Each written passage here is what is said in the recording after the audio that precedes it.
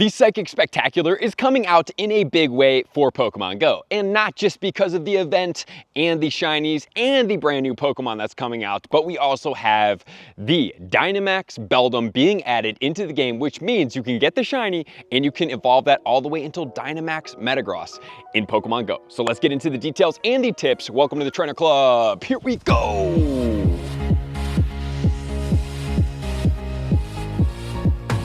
From Wednesday, September 18th, all the way until the Sunday, the 22nd, from 10 a.m. all the way until 8 p.m., we are going to have the Psychic Spectacular, which is going to be an amazing event because there's going to be 2x catch Stardust for the entirety of the event. So here is the biggest tip that you guys could have if you can find a nest that is Audino. This is going to be tremendously valuable to you. It's not quite as valuable as like a 3x catch Stardust event, but 2x catch Stardust is still extremely valuable and something that you guys should definitely keep your eyes open for. So if you drive past, let's say a park area such as where I'm in right now, or like a river area, or something that is an outside area park kind of vibe, that is going to be where you can potentially have nests, and those nests can become Audino. It is not the most common nest. They are challenging to catch. You're going to need Ultra Balls and Golden Raspberries as well as Star Pieces. But if you can find Audinos during this time, it will be the biggest wins that you guys are going to be able to get during this event. Not only that, we also have making nice, great, and excellent throws gets you additional candy. But not only that, if you're trainer level 31 and up, it increases your XL candy chances as well. So for everybody out there that is maybe not a big fan of some of the event spawns that we have going on here, what you could do is you could focus your Dynamax efforts on the Beldum if you don't have enough Beldum XL candy, and to make sure to at least hit a great throw and increase your XL chances.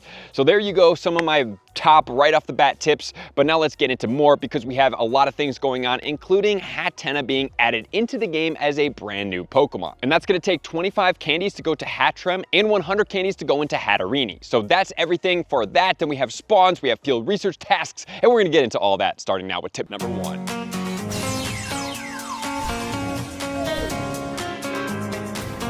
Tip number 1 are going to be the spawn debuts that we have going on here. So for number 1, we have Ralts. Don't sleep on the Ralts because Ralts is going into Mega Gardevoir. Mega Gardevoir with triple axle that it has, as well as its fairy moves, is a pretty strong Pokemon. So it does get an ice move, and it is worth having the XL candies. And the other thing we have to take into account is that we don't have the Mega Gallade yet. That one will not be shaking up anything crazy during this time, but it is going to come at the future, and it's something that you might want to max out one for. So not only that, we are also going to be getting Spoink, Gothita, and Solosis. So the Gothita and Solosis were released as shinies last year. I have not seen them at any really of the Go Fest that I've been out or the in-person events with the increased shiny odds. So these are 2 that I'm still hunting. Then we have Elgyem, Spritzy, Swirlix. We're going to have Inkay. And then finally, my favorite Pokemon spawning because of the 2x catch Stardust is going to be Morelull. Morelull is a fantastic Pokemon because it starts at a base value of 500 Stardust. And then it gets boosted in either cloudy or sunny weather,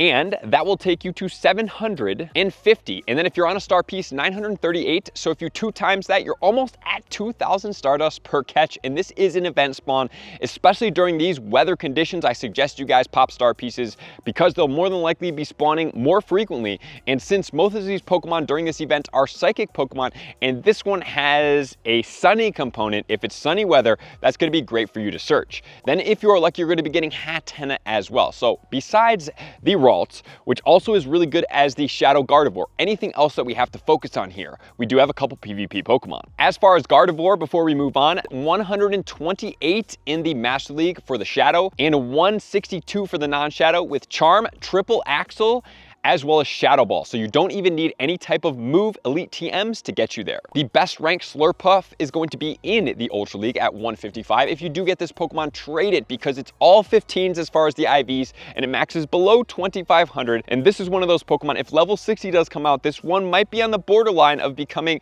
decent in the Ultra League if we're able to raise the level 10 caps, and then all 15s wouldn't be the truth for it anymore. And then let's check out some of these Pokemon. So as far as Hatterini, in the Great League 538, in the Ultra League 461, and then in the Master League 277, so it's really not the best Pokemon here. With the moveset of Charm, Psyshock, and Power Whip combination. And Hatterini is a Psychic and a Fairy type. It maxes out at 3,198, so it's not a game-breakingly strong Pokemon either. It's just a new Pokemon from a new generation that's being added into the game. So you might as well get it, enjoy it, and that's going to be all of our tips and spawns, which then leads us to tip 2.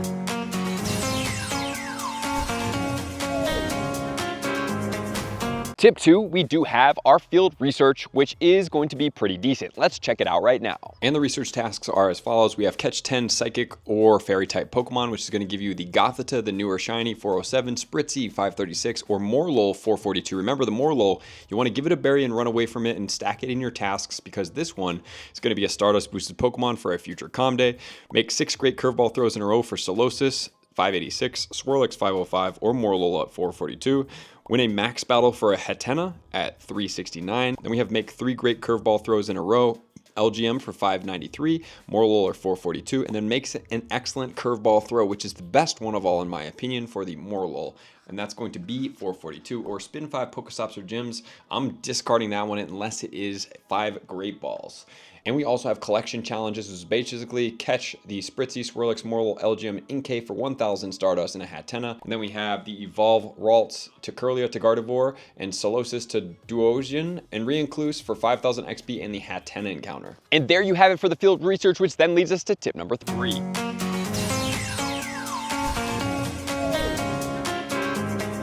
Tip 3 is all about, well, I guess a small tip because we have 7-kilometer eggs, but it only has 4 Pokemon as of right now that we know of that are going to be hatching through this. So we do have the Mawile, which will have a future Mega Pokemon. I'm kind of surprised about this event because there are 2 Megas that are included in some of the spawn/egg hatches here that are not going to debut during this event. We have the Mega Gallade, and then we also have the Mawile. The Mawile 100% IV will be 934, and then we also are going to have the Chingling with a 100% IV at 574, and then we have the Esper at 719, and the Hatenna, which is going to be 492. And that's going to be everything as far as the 7-kilometer eggs that we know of right now.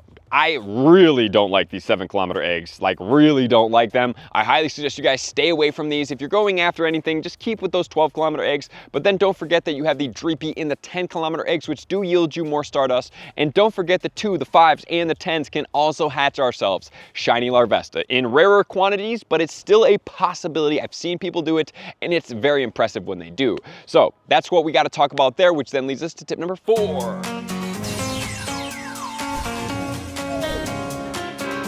Tip 4, all about Pokemon showcases. Please make sure to try to compete to get first place. You do get premium items in those. There's also going to be a timed research. Let's check that out right now. We have the $2 timed research, which is going to make 25 and 50 curveball throws, which gives you a star piece in Morelull. So this is all about getting Stardust here.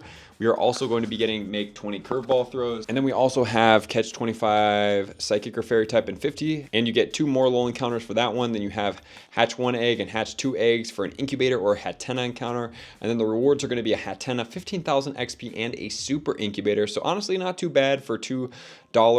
You get some premium items and a bunch of Stardust as well. So please make sure to do what serves you best. So if there are any Pokemon here that you want to power up for a lot less Stardust, catch a ton of them, trade them, try to get 98, 100% IV lucky ones. They will happen for you guys. You can power them up with so much Stardust save, 50% reduction. It is worth it, especially for Pokemon that may not be super valuable, but you might like. And then finally, please make sure, do not miss out on catching as many Pokemon as possible. It's valuable. 2 times catch Stardust is very good, and you don't want to overlook something that's easy to obtain, especially when you have a week long. I know that the Calm Day is 3 times catch Stardust, but still during this time, you can do that. And also when doing field research, the Morelull is going to be at higher shiny rates than it is in the wild. So please make sure to do those Morelull research.